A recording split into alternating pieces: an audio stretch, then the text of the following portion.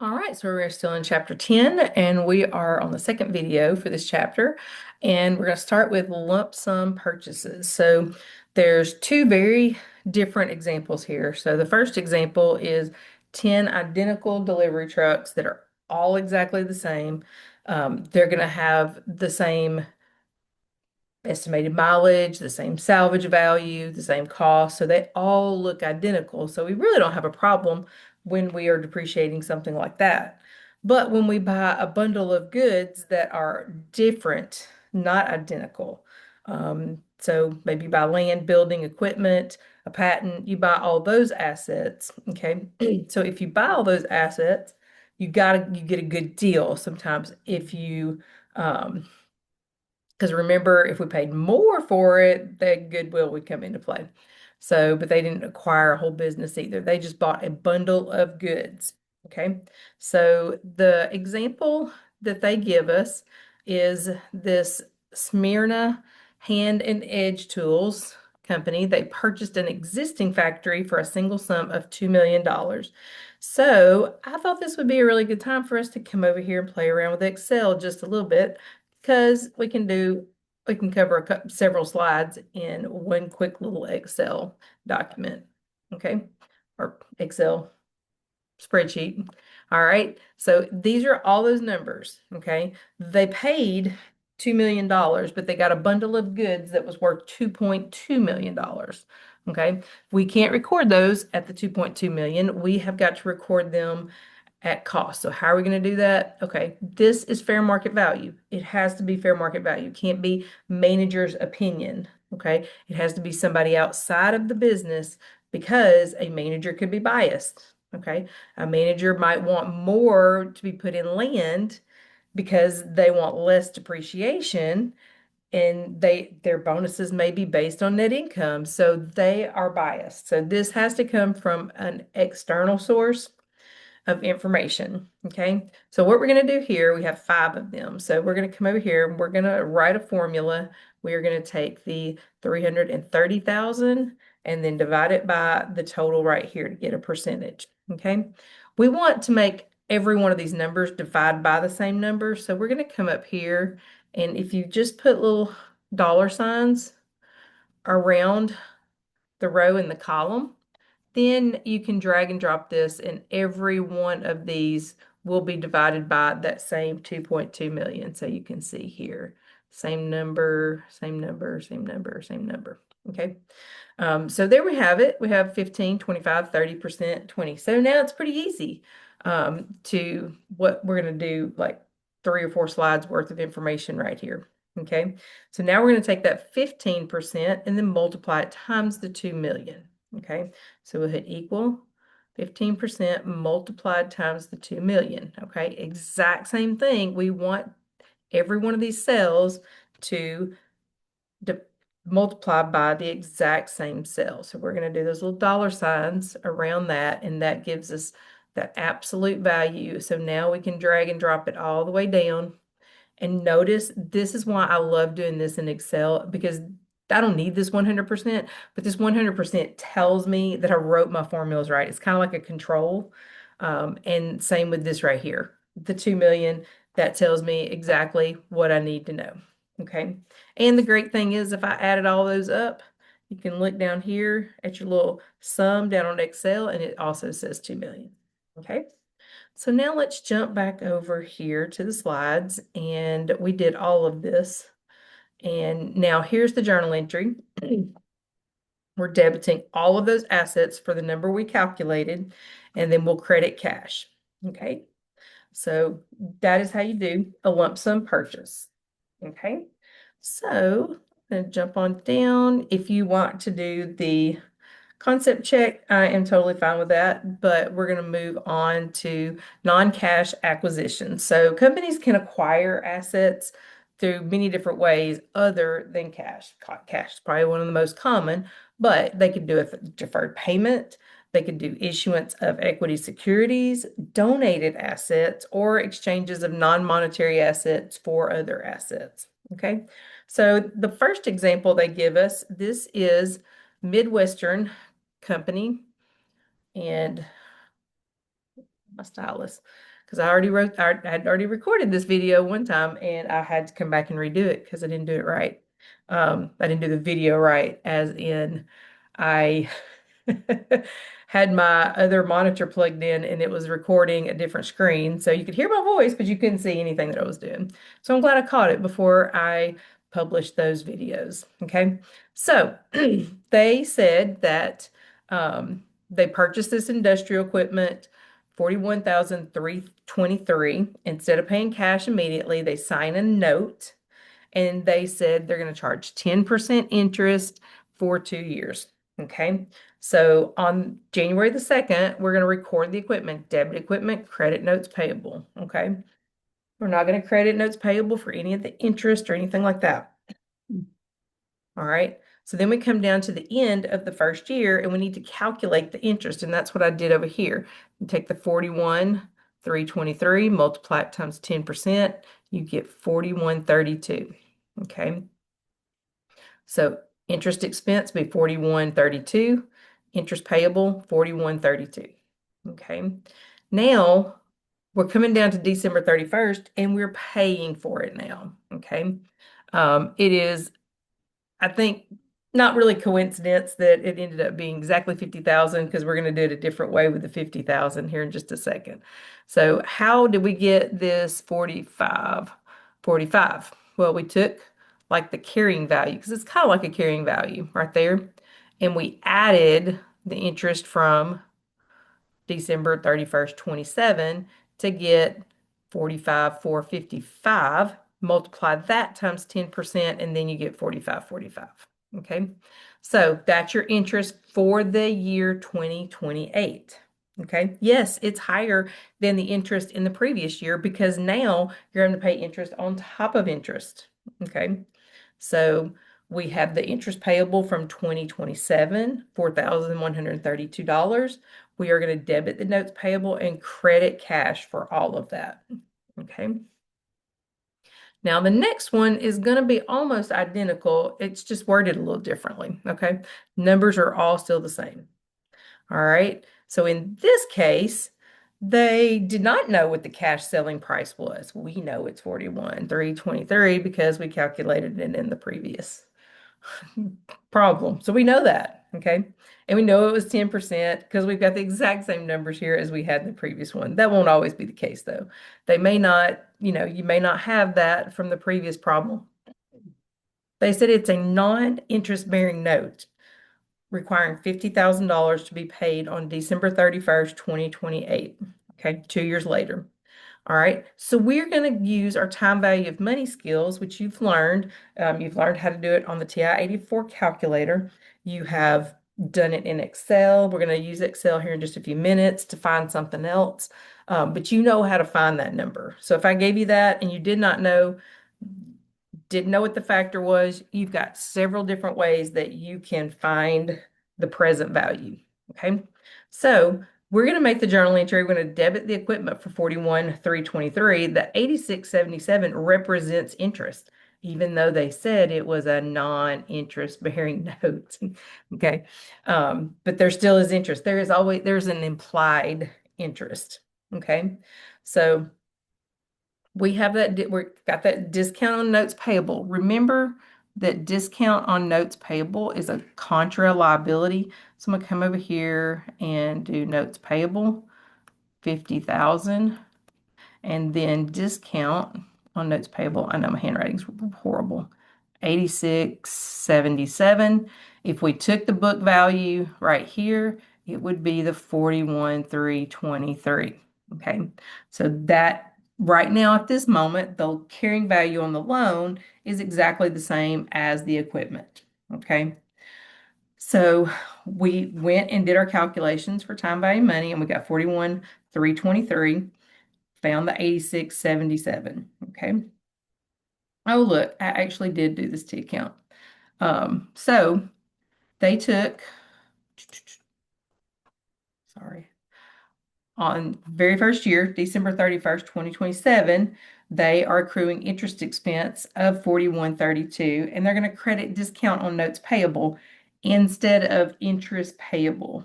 Okay, so don't let that confuse you. It's just depending on how the problem's worded is how we're going to set it up. Okay.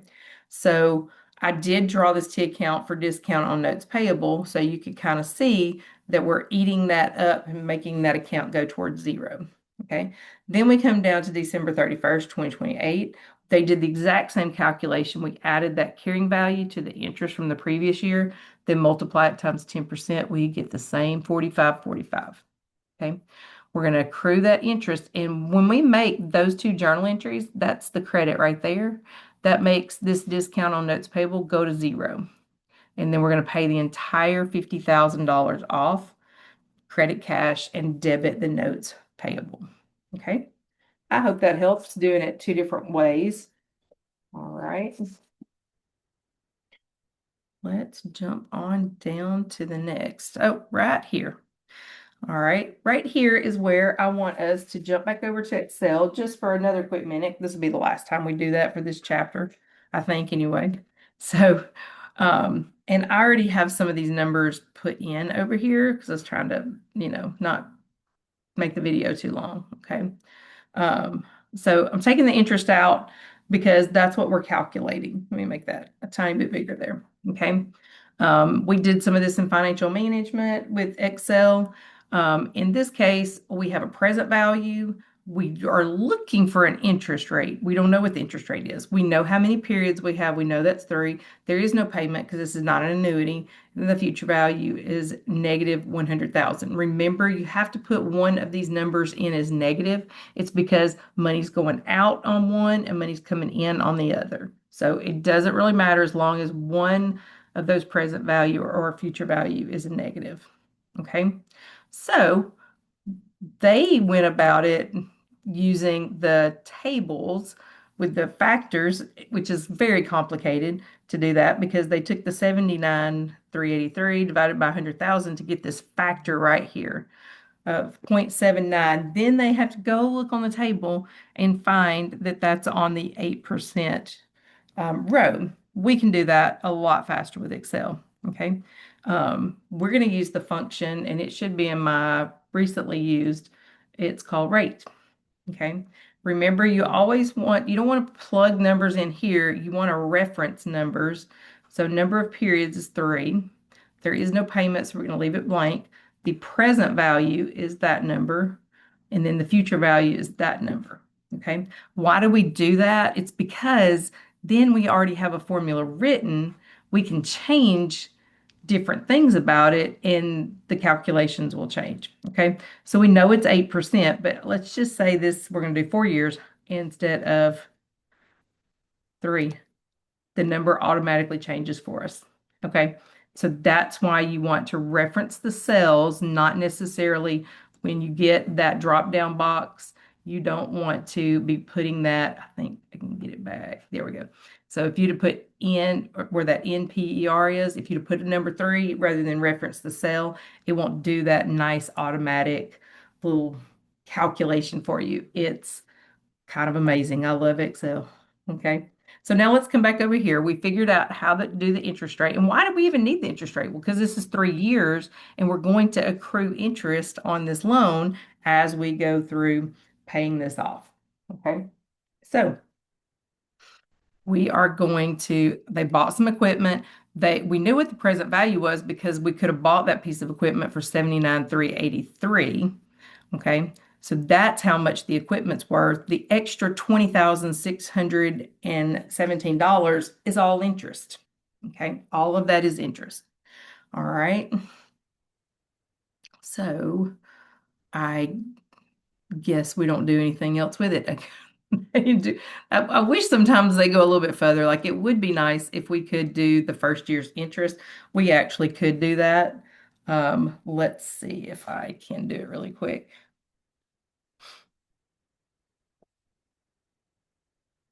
We'll come over here to Excel. That might be the easiest. Yes. Okay. So for year 1 interest, year 1, oops, interest. Let's say, okay, doing this without doing this prior. So we're going to take that present value, and multiply it times that interest rate. Okay. That's our interest for the year one. Okay. So year two interest. Now, this one's going to be a little bit more complicated because we have to add that 6350 to the carrying value now. Okay, so let's see if we can do this in one transaction. We are going to take that number, that's our carrying value to begin with, plus the interest from the previous year, put parentheses around that, and then multiply that all times 8%. Not bad. Let me see. Let's do year three and we'll see if I still have the touch to do this. Okay. So we're going to do that 79. Oops, I didn't get get your parentheses because you're doing more than one calculation. So we're going to add that, add year one's interest and add year two's interest, and then multiply it times that 8%. And there you go. So now to know if we did this right, we're going to look at let's just do a sum right here. You can always see little different things down at the bottom. Um, yay. So all four of those equals 100,000. Let's do the sum of these three interests, 20,617. Let's jump back over here. That is our number right there. Okay. So they didn't do it on the years out, but we already had that stuff in Excel. I wouldn't have done it, but I already had it in Excel and it was pretty easy to go over there and do. All right.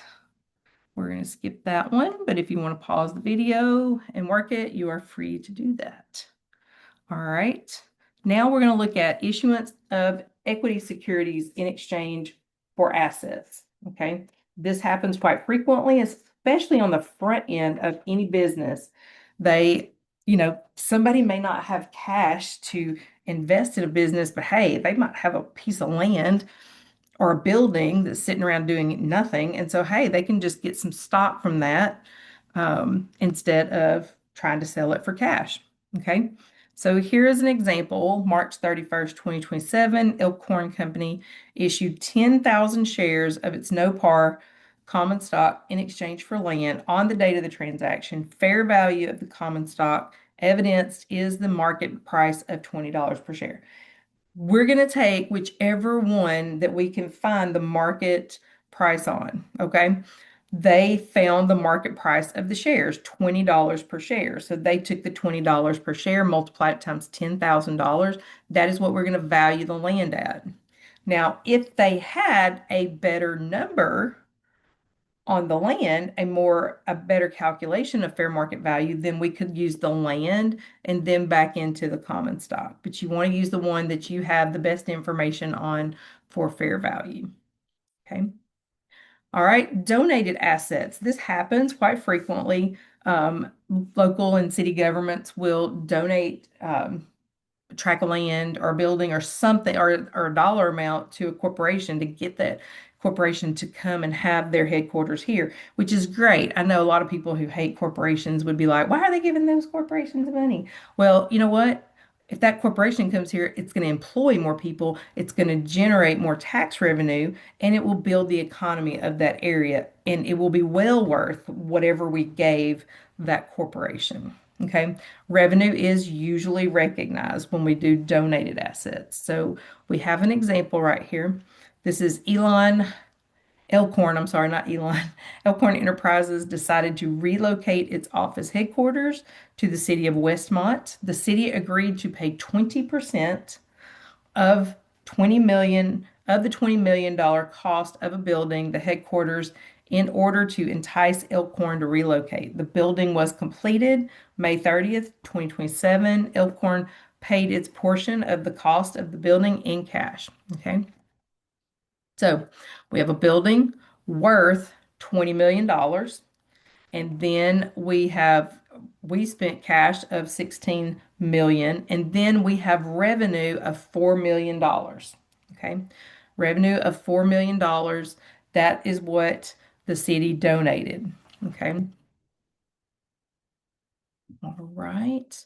I will hover over that really quick. Um, they have our comparison to US GAAP and IFRS, and they're both very, very similar to these. They both require the donated assets to be valued at their fair values. Um, IFRS is going to deduct the amount of the grant determining the initial cost of the assets. So in that case, they would have just lowered the cost of the building by that 4 million. Okay.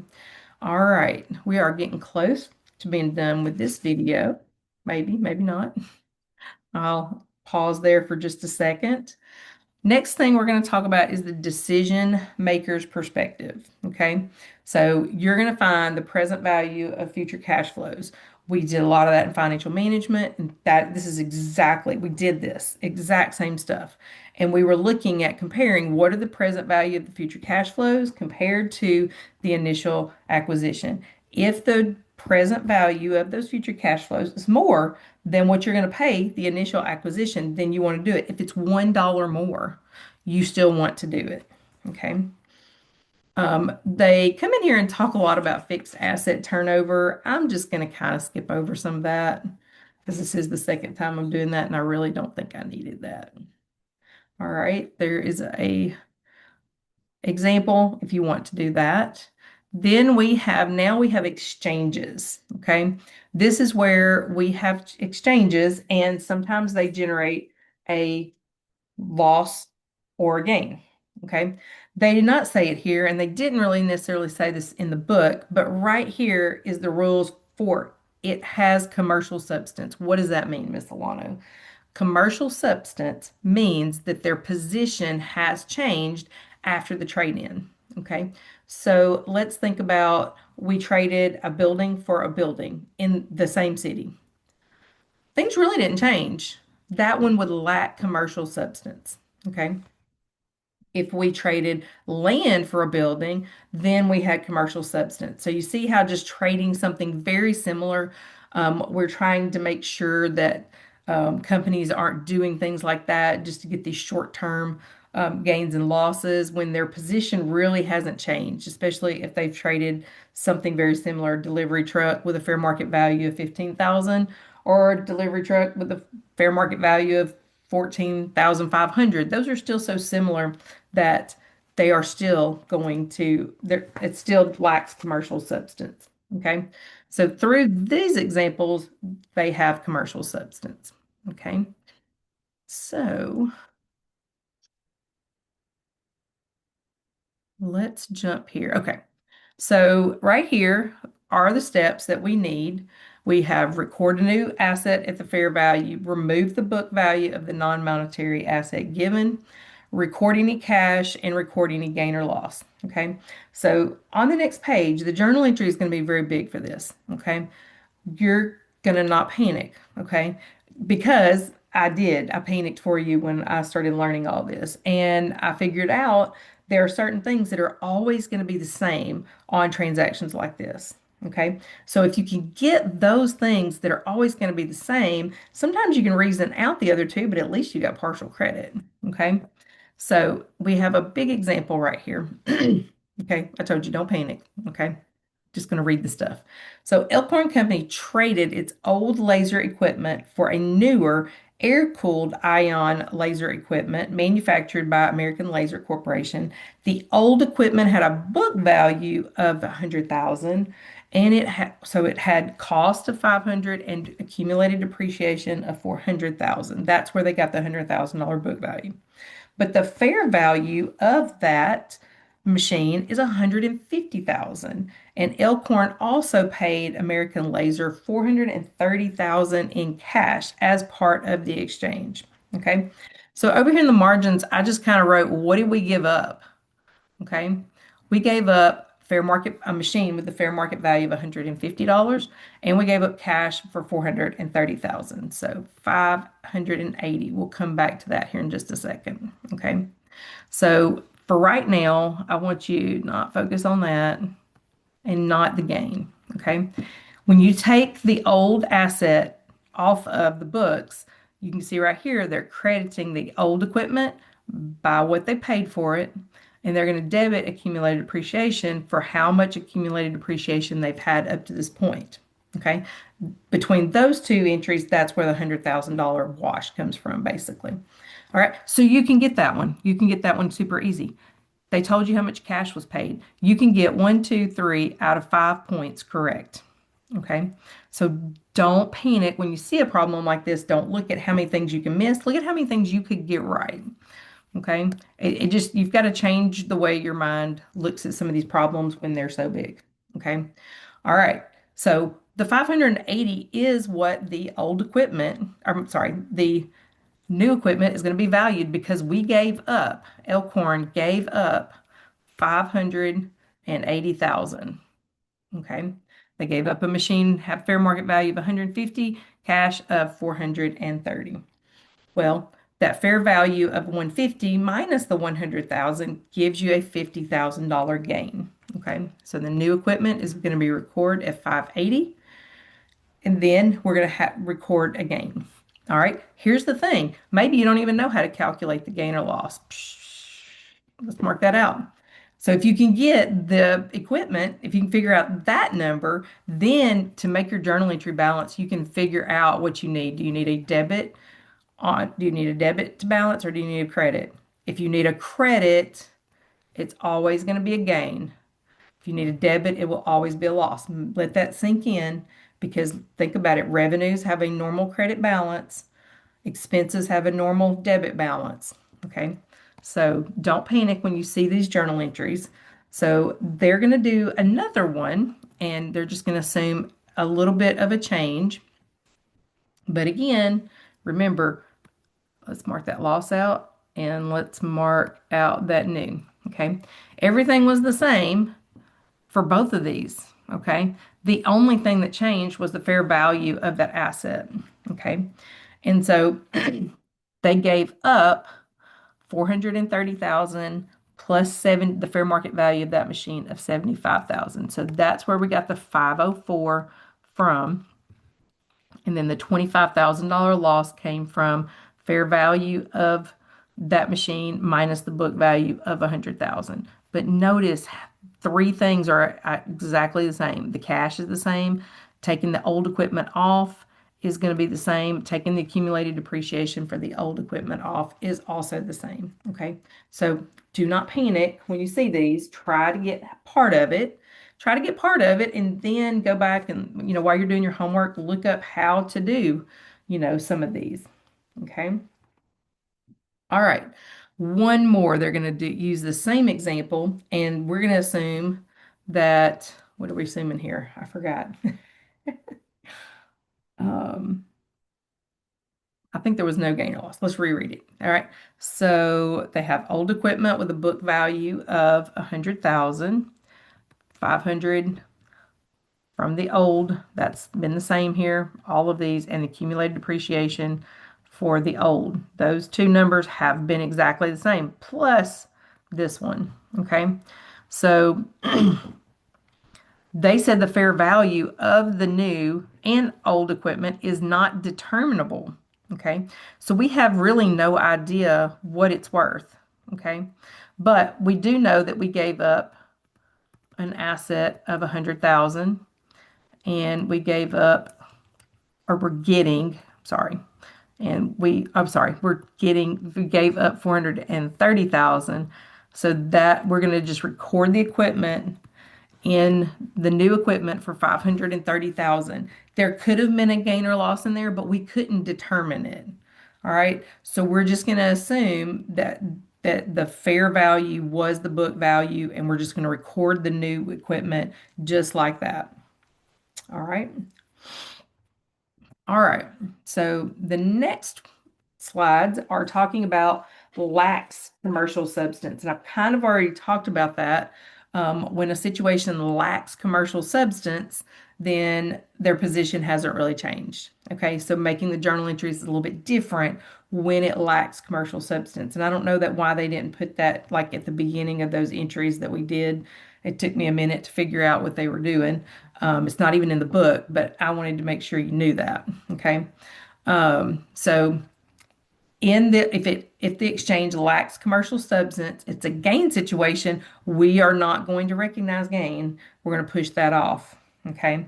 The book value of the old asset will be used to record the exchange. If there is a loss, the fair value of the old asset is used to record the exchange. Okay, so, all right, we have almost done with this video. All right, so be patient. All right, so here we have they traded, this is Elkhorn, they traded land for land. Okay. The old land had a book value of 2.5 million and a fair value of 4.5 million.